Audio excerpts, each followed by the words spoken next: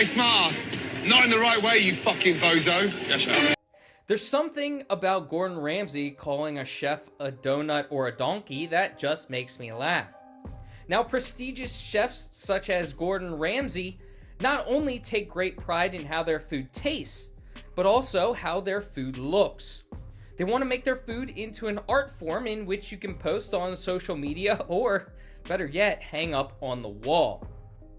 Now, the menu pokes fun at creating food into an art form. I mean, me personally, I'll go to the local diner and buy a $5 cheeseburger as long as it tastes good.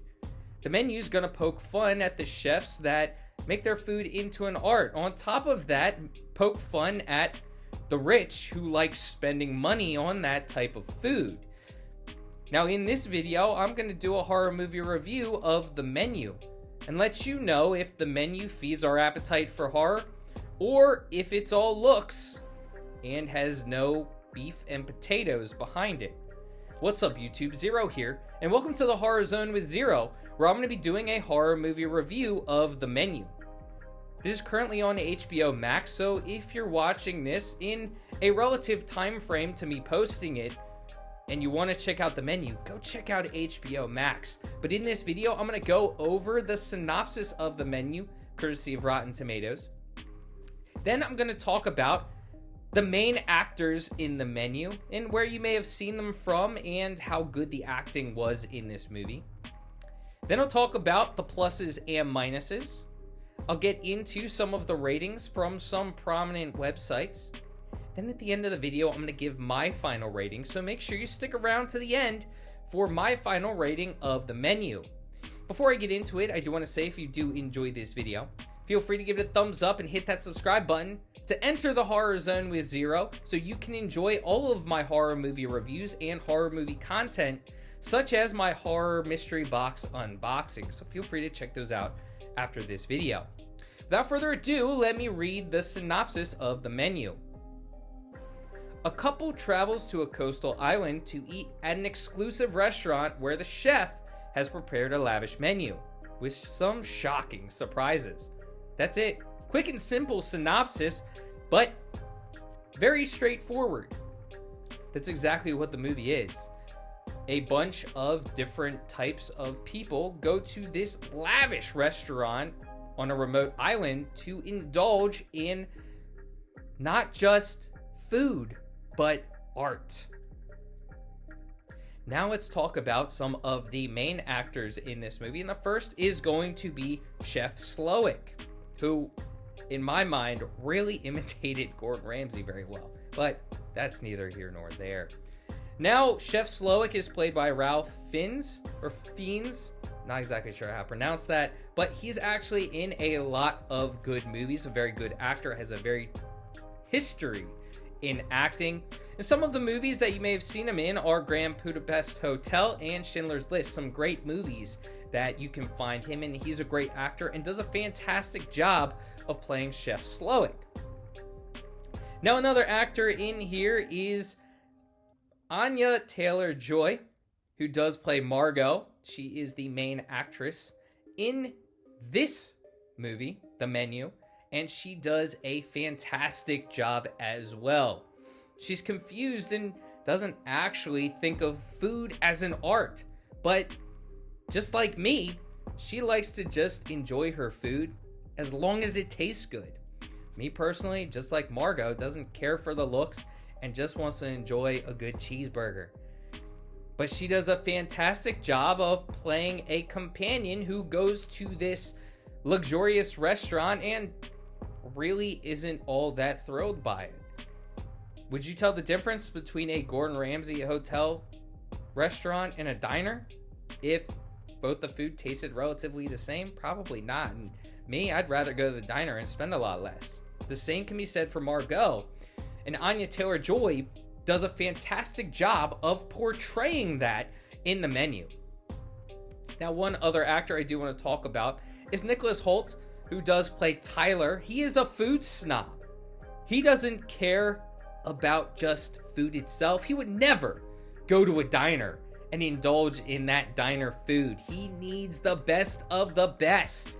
Nicholas Hoult does a fantastic job of portraying Tyler, the food snob, and a movie, or movies, franchise, if you will, that you may have seen him in, is he does play the Beast in X-Men. So those are some of the main actors, and they actually do a fantastic job of portraying their roles. Now, there are a bunch of other well-known actors and actresses who do play the various characters in the menu, but I don't want to go into all of them. I just wanted to talk about the main three. But all the acting is actually very good. Chef Slowick does a very good job of playing the chef who, for lack of a better term, has maybe lost a little bit of his passion cooking. Anya Taylor-Joy does a fantastic job of playing a person who just wants to eat, doesn't care about the art form of food, just wants some good food. And Nicholas Hoult does a great job portraying Tyler of the food snob who needs his food to look fantastic. Not just taste fantastic, but look. He wants the best of the best, and he wants the food in an art form. So all three, as well as the supporting cast, does an absolutely fantastic job of portraying the characters in the menu. So now let's talk about some more of the pros and cons of this movie. On top of the acting, which is absolutely a pro, is absolutely fantastic. The story of the menu is good. It reminds me of at least poking fun a little bit at shows such as Hell's Kitchen, MasterChef, chefs that just maybe take their jobs a little bit too seriously and sometimes may lose their passion for what they love best. Me personally, and maybe a lot of other people as well, really just prefer some good food. As long as it tastes good, who cares? I'll go to the food stand on the corner and pay $3 for a hot dog as long as it tastes good, while some of the rich may find that degrading. They need to go to the best of the best. They need to spend hundreds of dollars on menu food or lavish food made by these prestigious restaurants and chefs that may taste just as good as that hot dog on the corner. And this movie, The Menu, does a good job at poking fun at those type of people, as well as chefs who may have lost their passion for cooking. On top of that, they throw a nice horror element into it. Now, there's not going to be the jump scares like a normal horror movie, of course. There's no ghosts in this movie. You're not going to see Anya playing Margot turn the corner and a ghost is going to pop out. That's not this type of movie. So if you're looking for a scare in the sense of ghosts or something along those lines, you're not going to find it here. This is more of a horror comedy type movie, which is funny at times and also, I wouldn't say scary, but does put you on the edge of your seat at times. There's going to be no jump scares, so if that's something you're looking for in a horror movie, you're going to want to pass on this one. So the story is very good.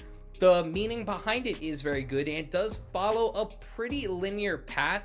I wouldn't say that there are a ton of twists and turns, and that's where I kind of get into my cons, is that there are a lack of twists and turns in this movie, and you can kind of tell by about the halfway point where this movie is going to go and what's going to happen with it by the end. That doesn't mean it's bad, because I did enjoy the ending. It felt as though the ending fit well with the movie. So I would say that the story, the ending, and the acting are all pros of the movie. And then the cons are, of course, just maybe it's a little bit linear of a path. I don't see as much of a twist in it. It was very predictable. But with that being said, this is a nice take on poking fun at luxurious chefs and the rich people who need to pay for lavish meals when you really may be okay just getting that $5 cheeseburger at the diner. So I absolutely love this movie, and it's very unique. This is more something that we may not have seen before, or at least it's a little bit more unique than your typical slasher or ghost story that kind of follows the same path as a lot of other slasher and ghost stories. I really like The Menu for that. It's unique, and that it was something a little bit new and refreshing, and it does poke fun at a lot of the TV shows that have been coming out nowadays with their luxurious foods and Hell's Kitchen, MasterChef, and the likes of those, where it needs to be perfect and look perfect and everything along those lines, instead of just being that $5 cheeseburger on the corner or that hot dog on the corner.